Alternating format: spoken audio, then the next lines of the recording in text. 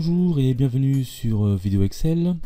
Dans cette vidéo, nous allons essayer de remplir ici la cellule C11 en additionnant les valeurs que l'on trouve dans chaque colonne, ici en librairie, boucherie, boulangerie, blanchisserie. Pour ce faire, nous allons utiliser la fonction recherche H. Nous allons voir comment on peut calculer, donc additionner les valeurs de telle ou telle colonne. Donc ici, nous avons préparé une liste déroulante. C'est-à-dire qu'en fonction de l'intitulé que nous aurons ici, bien entendu, nous aurons le cumul des boulangeries, de la boulangerie. Et si nous mettons librairie, bien sûr, nous aurons le cumul des trois chiffres ici de la librairie. Bien. Donc on écrit égal recherche avec un R, voilà. Donc recherche H, la recherche donc horizontale, H comme horizontale. Donc quelle est la valeur cherchée? Eh bien c'est la librairie, donc je clique sur B11. Ensuite à quel endroit? Eh bien dans le tableau qui va de B2 à 8, d'accord, point virgule. Ensuite on me demande le numéro d'index. En fait ici je dois indiquer quel élément que je souhaite reprendre, retrouver. Donc ici on est dans la première, deuxième, troisième, quatrième, cinquième ligne. Donc j'écris 5 et je veux une valeur correspondante exacte. Donc ici je clique sur faux, dans la parenthèse, et je valide.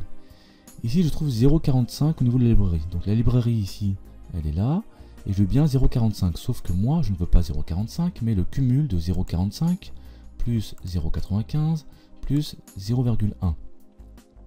Donc en fait ce qui se passe ici c'est que la fonction recherche H fait bien son travail puisqu'elle va récupérer uniquement une valeur, c'est-à-dire la cinquième valeur en fait sur la cinquième ligne.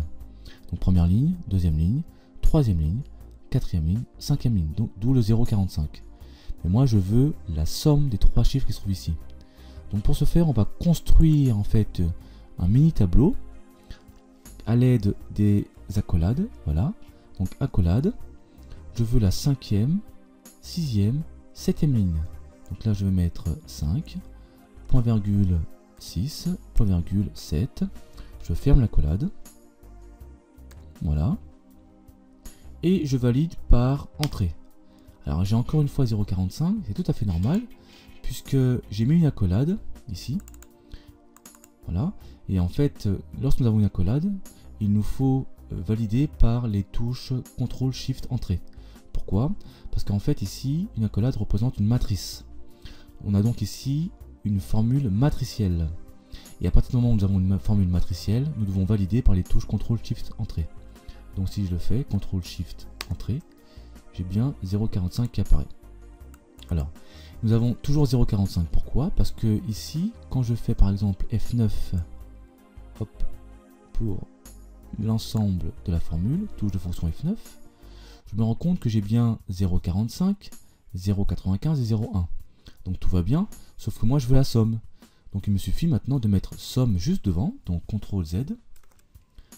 Donc bien sûr devant la fonction recherche V, puisque c'est l'ensemble qui me donne les trois chiffres ici. Donc j'écris somme. Voilà, je n'oublie pas de fermer la parenthèse ici pour la fonction somme. Et je valide par CTRL SHIFT entrée. Et là je trouve 1,5. Donc logiquement, si je fais la somme de ces trois chiffres, hop, j'ai bien ici 1,5 qui apparaît. Donc tout va bien. On va prendre un autre exemple. On va prendre par exemple la boulangerie. Ah, apparemment on va prendre la boucherie. Voilà, la boucherie, 1,65 €, on va dire. La boucherie, si j'additionne ici les trois éléments, donc je sélectionne les trois éléments. Et j'ai bien ici la somme qui donne 1,65 €. Donc tout va bien. Si je prends par exemple un autre élément comme la librairie, la blanchisserie, voilà, 1,80 €. Donc si je sélectionne l'ensemble des trois chiffres ici, j'ai bien 1,80 €. Donc apparemment tout va bien.